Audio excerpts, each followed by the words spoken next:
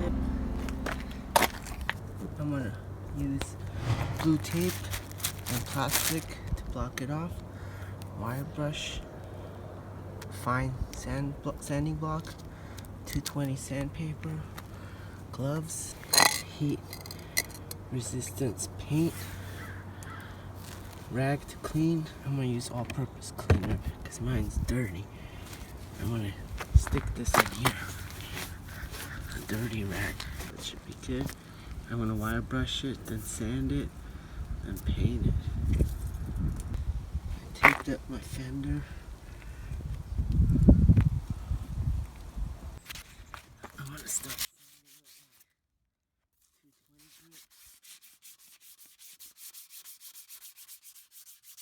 I couldn't get my exhaust to come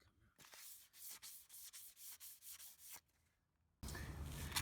Nice circular motion seems to work.